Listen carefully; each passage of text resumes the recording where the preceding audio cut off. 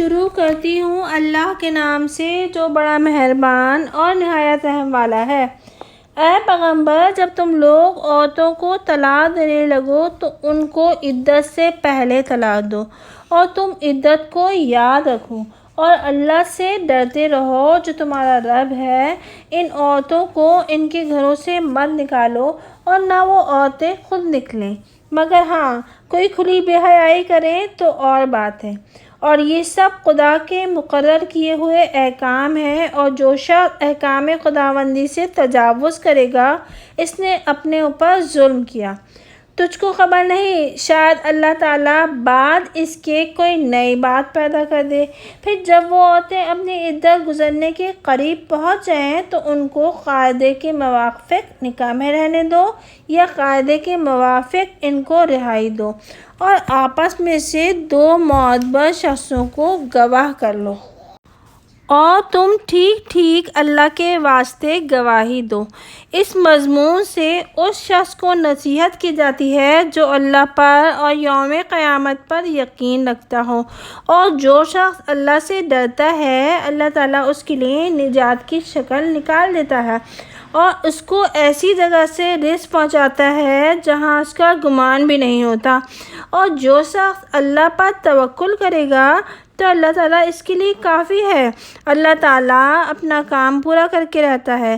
اللہ تعالیٰ نے ہر شے کو ایک انداز مقرر کر رکھا ہے، اور تمہاری بیویوں میں سے جو عورتیں حیض آنے سے نا امید ہو چکی ہیں، اگر تم کو شبہ ہو تو ان کی عدت 3 مہینے ہے، اور اسی طرح جن عورتوں کو حیض نہیں آیا اور حاملہ عورتوں کی عدت ان کے اس حمل کا پیدا ہو جانا ہے، اور جو شخص اللہ سے ڈرے گا اللہ تعالیٰ اس کے ہر کام میں آسانی کر دے گا۔ یہ اللہ کا حکم ہے جو اس نے تمہارے پاس بھیجا ہے، اور جو شخص اللہ تعالیٰ سے ڈرے گا اللہ تعالیٰ اس کے گناہ کو دور کر دے گا اور اس کو بڑا اجر دے گا۔ تم ان عورتوں کو اپنی وسعت کے موافق رہنے کا مکان دو جہاں تم رہتے ہو، اور ان کو تنگ کرنے کے لیے تکلیف مت پہنچاؤ۔ اگر وہ عورتیں حمل والیاں ہوں تو حمل پیدا ہونے تک ان کو خرچ دو، پھر اگر وہ عورتیں تمہارے لیے دودھ پلا دیں تو تم ان کو اجرت دو، اور باہم مناسب طور پر مشورہ کر لیا کرو، اور اگر تم باہم کشمکش کرو گے تو کوئی دوسری عورت دودھ پلا دے گی۔ وسعت والے کو اپنی وسعت کے موافق خرچ کرنا چاہیے، اور جس کی آمدنی کم ہو تو اس کو چاہیے کہ اللہ نے جتنا اس کو دیا ہے اس میں سے خرچ کرے۔ خدا تعالیٰ کسی شخص کو اس سے زیادہ تکلیف نہیں دیتا جتنا اس کو دیا ہے۔ خدا تعالیٰ تنگی کے بعد جلدی فراغت بھی دے دے گا، اور بہت سی بستیاں تھیں جنہوں نے اپنے رب کے حکم سے اور اس کے رسولوں سے سرتابی کی، سو ہم نے ان کا سخت حساب کیا، اور ہم نے ان کو بڑی بڑی بھاری بھاری سزا دی۔ غرض انہوں نے اپنے اعمال کا وبال چکھا اور ان کا انجام کا خسارہ ہی ہوا۔ اللہ تعالیٰ نے ان کے لیے ایک سخت عذاب تیار کر رکھا ہے۔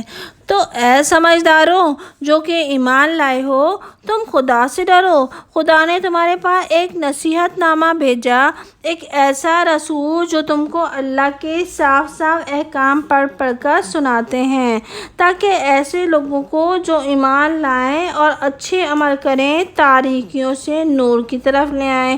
اور جو شخص اللہ پر ایمان لائے گا اور اچھے عمل کرے گا، خدا اس کو ایسے باغوں میں داخل کرے گا جن کے نیچے نہریں جا رہی ہیں، ان میں ہمیشہ ہمیشہ کے لیے رہیں گے۔